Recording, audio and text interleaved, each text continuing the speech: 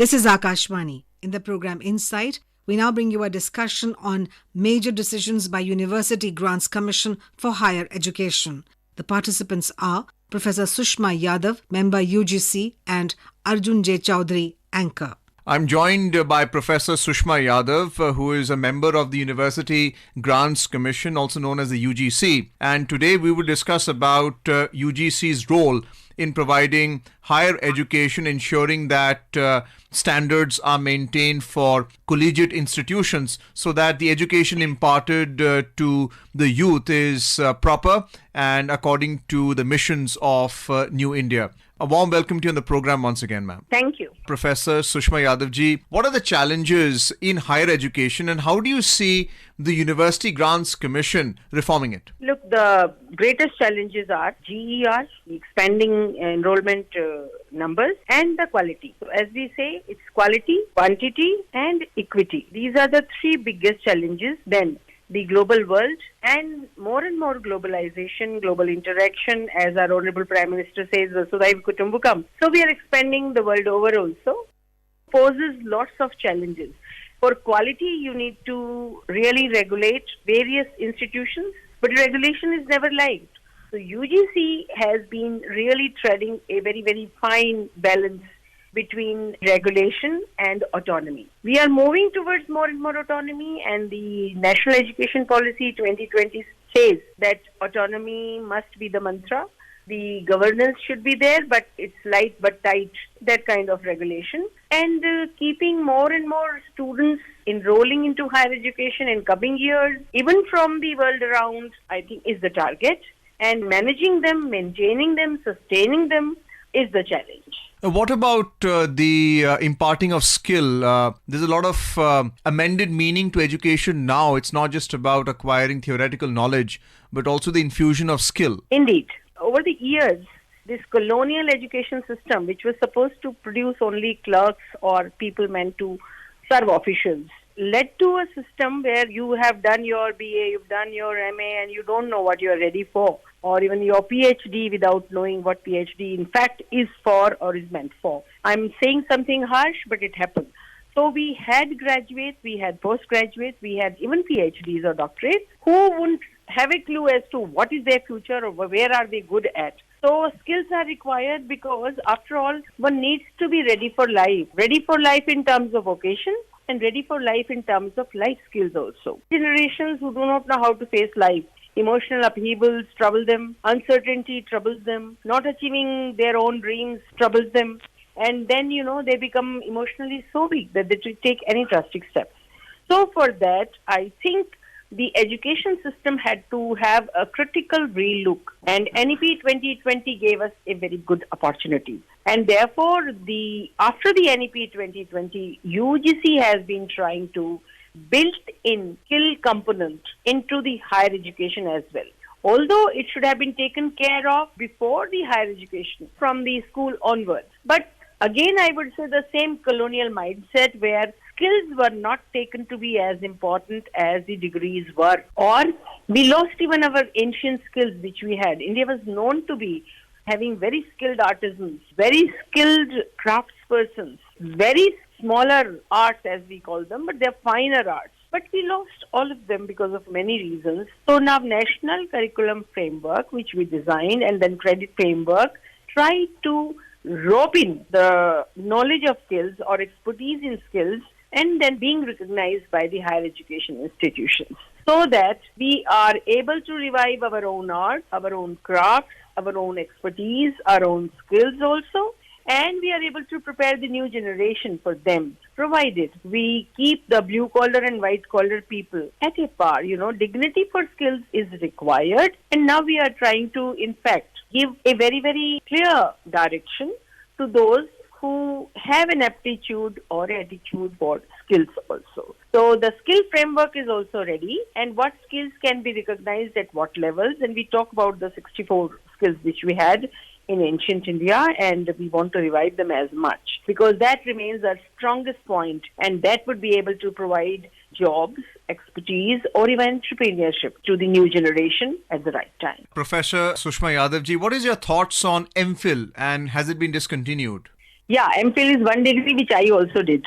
And when I did it, I was all the time thinking, why am I having it? Okay, I'm really very happy personally that it's being done away with, because it was like extending 1 more year or 2 more years of the youth. Because in MA also at times we have research and project work. And then PhD again, we have the first 6 years where we prepare the students for the coursework. So MPhil was, in my opinion, and I'm sure in many experts' opinion, a kind of an extra burden on the youth of this country. So if we can teach them or train them into research skills at the final year of not even graduation as per NEP 2020, but otherwise also at PG level, and then when they get admission into the PhD, I think they are well without another extra burden or MPhil. All right, because Master of Philosophy after the Master of Arts is not required. In fact, I don't know why they were put, but I'm really happy that it's not extra burden only, extra burden and extra years away from the shoulders of the younger generation of India. What about the double degree program? Your thoughts on that? Yes, I think double degree and dual degree we've recognized recently, and I think that's one good part of the deregulations or decluttering, because giving exposure and scope to those who have maybe more seriousness, more brains, more time, greater aptitude to do more should also be recognized. Giving one kind of glass house that you have to fit in this, you can have one degree at one time only, or you can't go for another degree. But if a child can do it, if a young boy or girl can do it, they should be allowed. So we have allowed, provided they don't clash with each other. So if a young boy, young man or a woman can do 2 degrees at different times, during the same duration, I'm sure it should be recognized. And that's what UGC has really made possible by this dual degree regulation. What about distance learning courses which are equivalent to the regular universities? Distance learning has been there for years, and there are many universities known for it. IGNOU became the national standard. And with IGNOU, distance education got its respect also. But there are many distance education centers or lifelong learning departments in various universities where distance education is there. And distance education was there to, one, give opportunities to those who couldn't get into regular streams, and give opportunity to those who do not want to get into regular streams because they're working. Or if they're working, they would like to have another way of acquiring their degrees or acquiring education and knowledge both. So distance education is one way. But what had happened again, as we start grading institutions and degrees also, like in the beginning, between skill and education, we had this kind of grading. Similarly, we had started grading regular education as a quality education and distance education as a somewhat below the standard or a lesser standard of education. UGC really wanted to do away with that, and IGNOU showed us the way that this is possible. They're all state open universities also. So what we have done after a lot of thought, that we have made stricter regulations for distance education. Who can offer distance education? What kind of grading is required for that university or that department? Especially the university. Which universities can offer distance education? What are the various parameters on which we quantify and qualify that? The Distance Education Bureau, which is now with the UGC, has worked hard on this. And finally, we are looking at the quality parameters of distance education and those institutions which are offering distance education or online education also, which is the latest now. And after qualifying in with those parameters or keeping those stringent quality marks, if a university or universities offer distance education, that should surely be kept at par with regular education, because they also have study centers, they also have very good learning material, self-learning material, and then they have the same evaluation process, and they also have exposure wherever required, because there are again rules as to MSc and BSc can be offered by which institutions and what all they require.